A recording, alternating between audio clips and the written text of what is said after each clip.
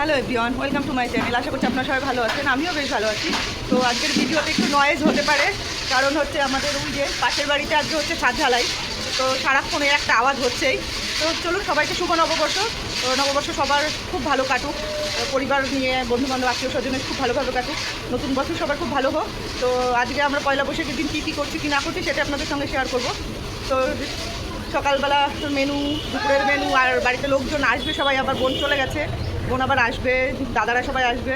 তো চলুন সারাদিন কী হচ্ছে কি না হচ্ছে সেটা আপনাদের সঙ্গে শেয়ার করবো। আর একটু সাউন্ড ম্যানেজ করতেই হবে, যেহেতু পাশের বাড়িতেই হচ্ছে, একটু পরেই হয়তো শেষ হয়ে যাবে। তো চলুন আজকে সারাদিন কী হয় কী না হয় সেটা আপনাদের সঙ্গে শেয়ার করবো।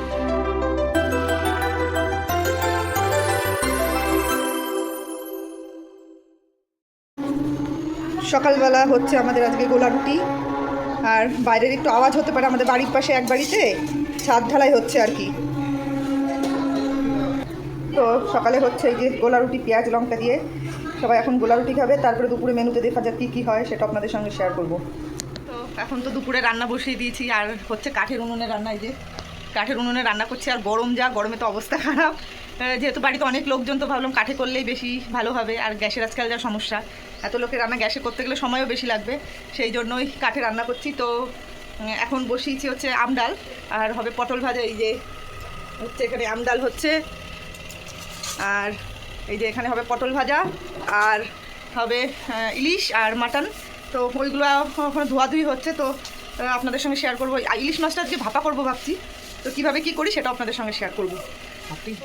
যেরকমটা বললাম যে পয়লা বৈশাখে রান্নাবান্না হচ্ছে, তো এইদিকে হচ্ছে ওই যে চিকেন রান্না হচ্ছে, হ্যাঁ চিকেন কষানো হচ্ছে। এইদিকে রয়েছে ইলিশ মাছ, আর মাটন রয়েছে, দেখা ওইখানে, ওখানে হচ্ছে মাটন। ওইদিকে ডাল আর পটল ভাজা হয়ে গেছে, আম ডাল, হ্যাঁ পটল ভাজা। আর কি কি হবে? আর ওই তো ইলিশ মাছ ভাজা হবে, চিকেন হবে, মাটন হবে, আর পুরোটা রান্না হয়ে যাক, তারপর আপনাদের সঙ্গে আবার শেয়ার করবো।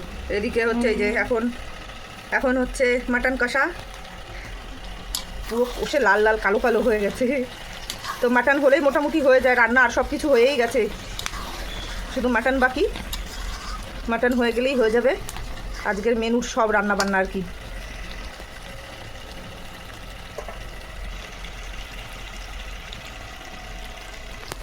মেনুতে আছে আজকে হচ্ছে টক ডাল,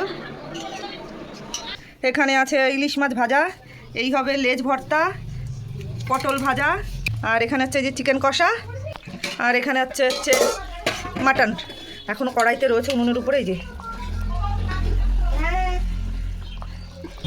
আর এখানে হচ্ছে স্যালাড, আর এখানে হচ্ছে কালো মিষ্টি।